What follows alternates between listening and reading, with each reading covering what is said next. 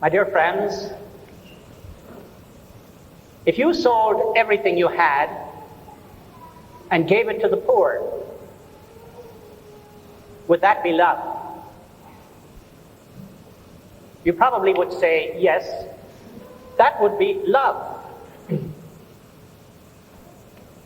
Well, it may not be love.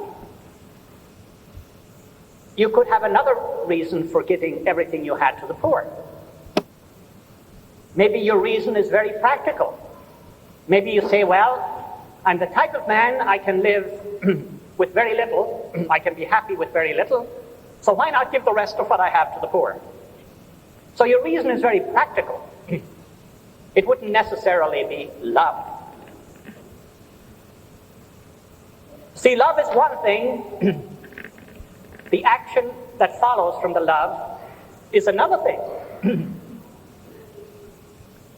If I do a loving action, well, that's the action that flows from the love, but the action is different from the love. Love is one thing, the action that follows is another thing. You see, St. Paul said on one occasion when he was talking about love, he said, if I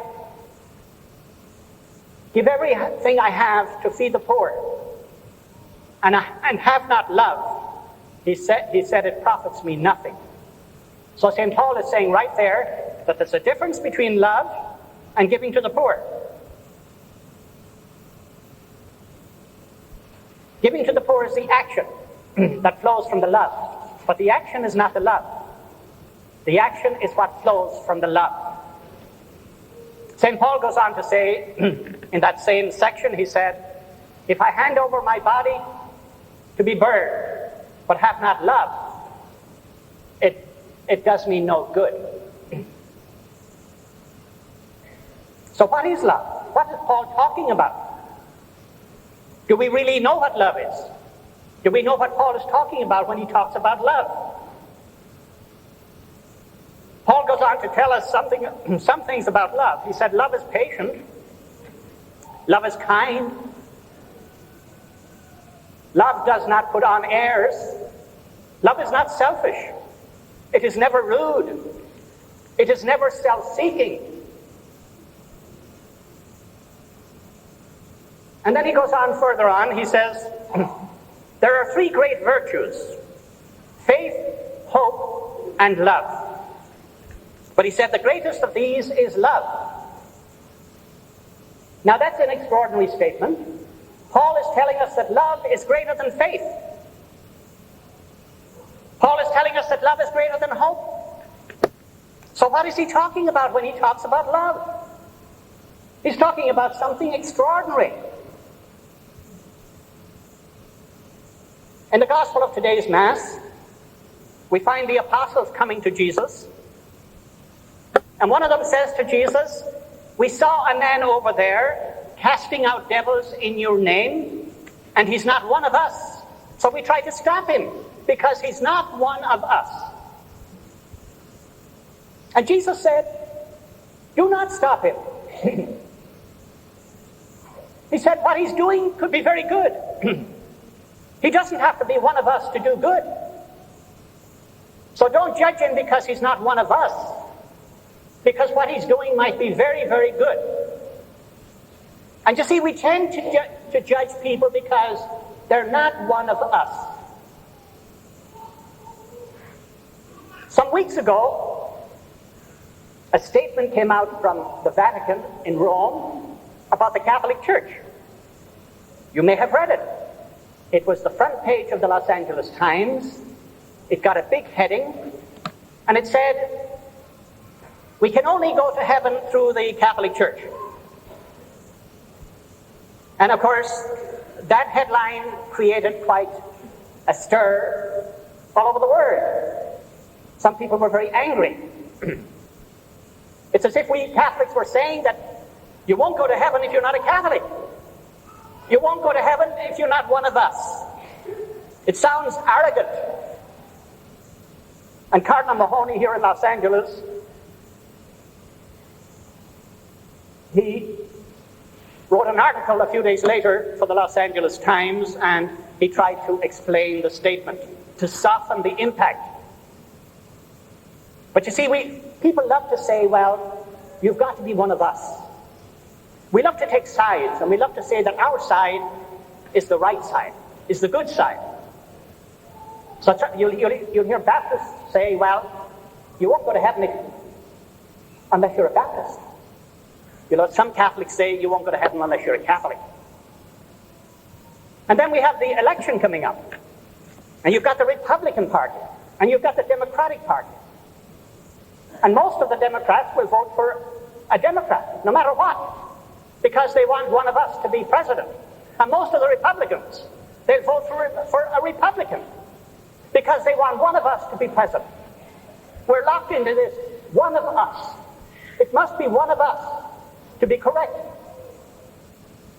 And you see, Jesus is telling us in the gospel that that's not the loving thing to do. That's not love. That has nothing to do with love. You see, Jesus never took sides. He wasn't interested in taking a side. He wasn't interested in belonging to a group. That wasn't his interest. He came for one purpose: to do his Father's will and to teach the way of love. It wasn't about taking sides. It wasn't about saying our religion is a true religion and yours is false. Or our political party is the right party and yours is false. It's not about that. It's all about integrity and truth and love. You see, Jesus walked alone to his death. He was a very lonely figure as he went to the cross, because nobody took his side. Everybody abandoned him, even his own apostles.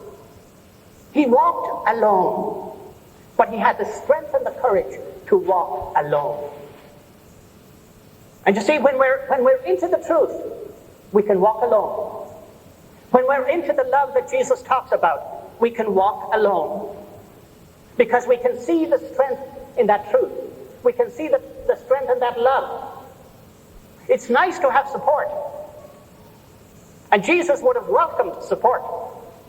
But when the support wasn't there, he had the strength to walk alone.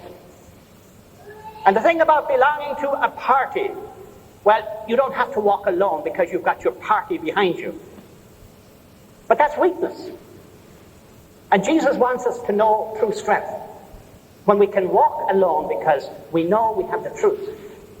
And that truth gives us a strength we never knew before.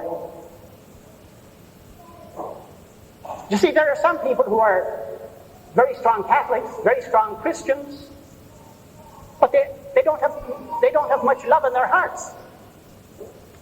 And they're not really true followers of Christ. And there are others who are not Christian, who have extraordinary love in their hearts. They are true followers of Christ, because that love that's motivating them, that's Christ alive inside of them. When love is motivating your action, Christ is motivating your action. When extraordinary love takes over inside of you, that is Christ. And you may be a Hindu, but it means that Christ has come alive inside of you and is moving you to do great things. And that's what Jesus is talking about. You see, Jesus goes on in the gospel to say that if you give a cup of cold water to another out of love, that's the Christ in you. In the Jewish religion, they have an interesting definition for sin. Sin is defined as missing the mark. So according to the Jews, you sin when you miss the mark. And I think it's a very interesting definition of sin. I think it's a good definition, in a sense. Because when you miss the mark that is love, you've missed the whole point of your faith. And really, you're sinning. The practice of religion is all about love. It's not about saying, we've got the true religion, you're false. It's not about that at all. It's about love. It's all about love. The true follower of Christ is madly in love. He's on fire with love. He can't be stopped because of the love that has taken over inside of him. That's why we have that song that sometimes we sing in church. They'll know we are Christians by our love.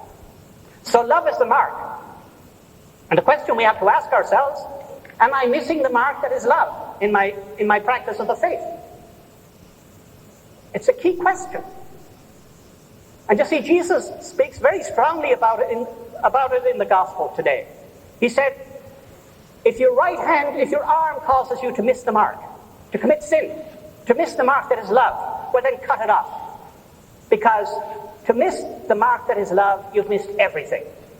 If your leg causes you to miss the mark that is love, well then cut it off. Better for you to go to heaven madly in love and have one leg than to go to heaven go with two legs and have no love. Because then you won't get into heaven. It's all about love. He said if your eye causes you to lose the path of love and of deep love, well then pluck out that eye. He speaks that strongly about it. Because it's all about love. St. Paul says there's nothing greater than love.